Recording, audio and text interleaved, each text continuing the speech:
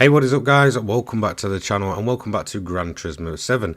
Now, since I've finished covering all of the glitch builds for now anyway, depending on what PD do with the tuning system in the next update, I may cover more.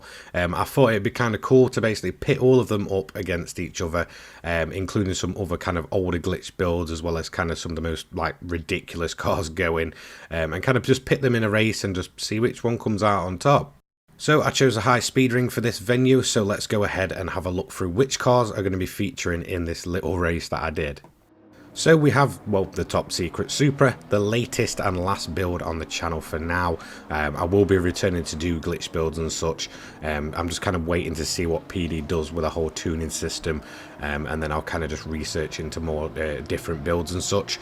We also have the Charger Hellcat, which was a bit of a tyre chewer, but overall a very quick build in a straight line. The Aston Martin DB11, one of my personal favourites, very, very grippy and overall one of the most stable. We then also have the GTR engine swapped Lancia Delta, one of the kind of original free builds when we was just running the Alpine, the Chevy and that car itself. We have the SLR McLaren, a very stable build, followed by the Dodge Viper, which I created earlier on last week. We also have the legendary Alpine itself and the Mercedes AMG Black Series, both of which are kind of sort of kings of their time in terms of running the Tokyo grind. Behind the AMG Black Series and the Alpine, we will have a bit of a different one. This is the engine swapped 2JZ BRZ. Certainly not as overpowered as some of the other builds, but overall a very stable build in comparison to a lot of them. Then we have the glitched Sil80. This was the car that basically dominated Suzuka for the daily race C, that had the tuning open. A very, very buggy car. Definitely not for the faint of heart. It has a zero to, you know, in terms of its handling, zero kind of appeal there. Then we have the Wheelian K20 swapped Fiat Abarth. Certainly one I wanted to include because it's just absolutely hilarious. And as you can see, just pushing that along, we also have the Ford GT40 Mark 1, which is actually sat in the 300 pp category.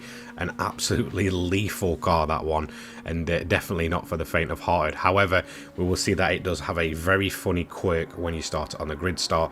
And then last off, rounding out the whole grid, we have the Suzuki Cappuccino with the ridiculous jelly suspension. So let's get into the race and see how they get on. So we've got the Toyota Supra on pole with the Aston Martin at DB11. We also see that the Abarth is starting to do its wheelies, and the four-wheel drive system in that GTR swapped Lancia is going to allow it to rocket all the way up into the front three. So definitely the quickest car in terms of getting off the line was that Lancia with the GTR engine swap. Out front though, we do have the very stable and reasonably quick Supra, obviously wearing its golden top secret livery. We also have another very stable car behind it, the Aston Martin DB11. However, as we can see, the rocket in a straight line, the Charger Hellcat absolutely pulling alongside it there and basically just bashing into the side of it to take P2. Now, I was very, very surprised actually how the Charger Hellcat did over the entirety of this race. Obviously, I've not turned tyre wear on, which is its main weakness and drawback. However, overall, it was very, very quick over the entirety of the high speed ring, just kind of sliding its rear end out and getting itself through the corners there. Out front though, we do have the top secret Supra still leading the way. Definitely one of the better builds in terms of overall performance. It's certainly become a personal favourite of mine just because it's not putting out too ridiculous power to the point where it spins its wheels up all the time, but it's still very, very fast and very, very capable of hitting over 200 miles an hour, topping out around about 210, which is where things such as the Charger, Dodge Viper and the AMG Black Series can really, really catch it. As you can see, the gap is pretty much gone by the time they get on the main straight, with the Charger riding on the bumper of the Supra.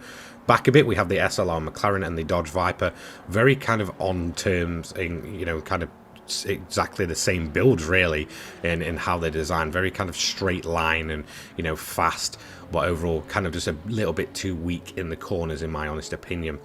Then we have the Subaru BRZ with the 2JZ swap, kind of just in its own race. It's not really competing with anyone. Behind that, we have the Sil80. Now, this isn't a Tokyo grind glitch car or anything like that.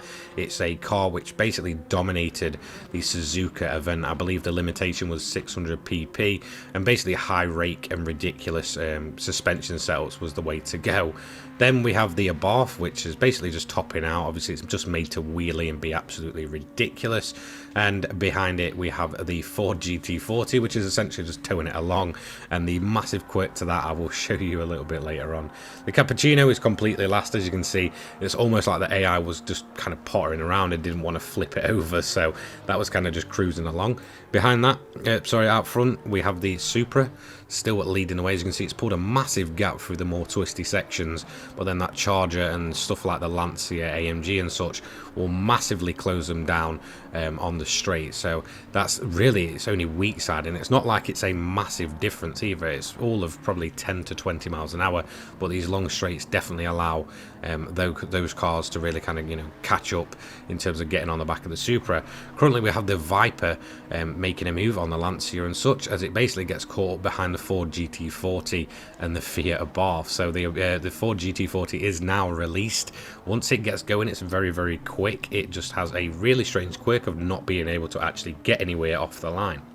Taking a look at the Viper here, this is performing much better than I actually thought it would. I thought this one would kind of just sort of sit on its own, it kind of in no man's land, a bit like the BRZ is, but it is performing very well. Again, it kind of has a quirk of topping out in 5th gear and kind of makes 6th gear absolutely, you know, pointless to use, but it is needed to get that that kind of setup going in terms of running the normal transmission. Just back a bit, we still have the Celati performing quite well actually, and really not as far behind the BRZ as I thought it would be. I kind of assumed that the BRZ would be lapping that. Now the Ford GT40 is completely released. It's absolutely flying down the straights. That build tops out around about 230 miles an hour, but is a very unstable build. Essentially requires you to run the walls at all times at Tokyo.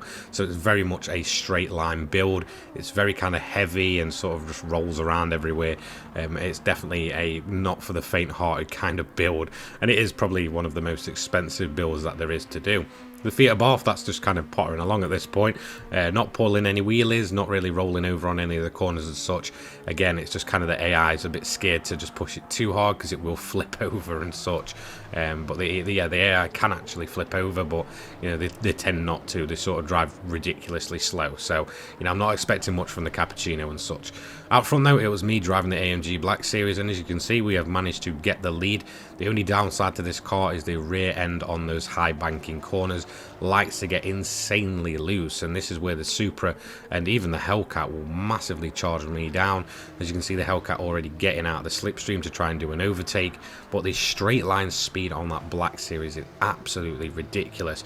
As you can see, both of the Charger and the AMG Black Series just completely gapping the Supra at this point. The SLR McLaren, that is doing very well, with the DB11 just behind that. Both of those cars, in my opinion, are very good, but I'd have to say that the DB11 overall is my favourite in terms of the glitch builds, just because it's insanely stable.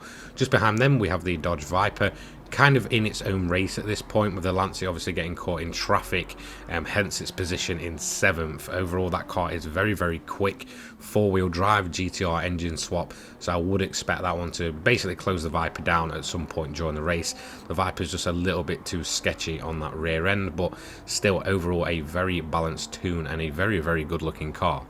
So we are essentially on the final lap for the lead lap cars. Obviously some of the others have been massively lapped. I think up until the BRZ really got lapped, and it's going to be the AMG that takes it wide on the banking, sees the Fiat Abarth and just gets past it. Luckily the Abarth not blocking anybody off there, so the AMG is going to take P1. Obviously that was driven by myself with the Super P2, the SLR actually taking P3, and I believe the Charger Hellcat actually dropped all the way down to P5. The Viper takes P6 with the Lancia just behind it. So let's have a look at some of the best moments. Obviously it's got to be the launch from the Abarth. It's absolutely hilarious watching this thing launch itself on a wheelie and then basically watch the AI kind of struggle around. Now this is the big quirk I was talking about with the GT40. It cannot launch unless it's on a rolling start. So usually if you were going to use this at Tokyo, it's rolling already, so it does kind of get that momentum going. But actually on a grid start, it just kind of bogs itself down and will just wobble about out for a good around about 20 to 25 seconds, even more sometimes, before the power actually kicks in and this car gets going. Obviously, it is a complete mess of a car.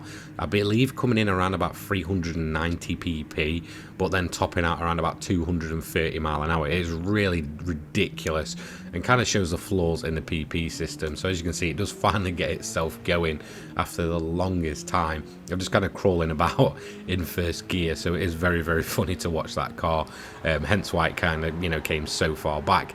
Then on that one, I had a spin myself. Obviously, the rear end of this car, very much no downforce there, very kind of unbalanced. We did manage to catch it and keep ourselves going.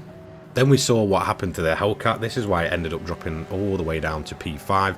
Essentially did the typical thing of the AI getting stuck behind other AI cars, where they won't go for the overtake and they basically just get absolutely decimated by the rest of the cars that managed to get through. So there we go. Overall, it was a fun little race, just kind of, you know, trying to put the glitch cars to the test on something other than Tokyo to see which one really is the king of the Tokyo grind cars. Obviously, the AMG was a bit of an advantage, being driven by me and not the AI. They were all set to the highest difficulty, which I believe is professional. Overall, if I had to say any car that is actually usable elsewhere, it would have to be the Toyota Supra.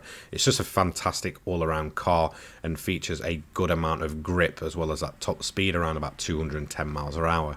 So there we have it. Thank you so much for watching. Those are the glitch builds covered and done for at least a while anyway. I'll be interested to see what PD do with the tuning system, whether they'll overhaul it or they'll just kind of leave it, as pretty much everything's been removed that affects your PP at this point. So yeah, I'll see you all later on, guys. Have a fantastic day. Don't forget to check out the Discord and all that good stuff down in the description below. Peace.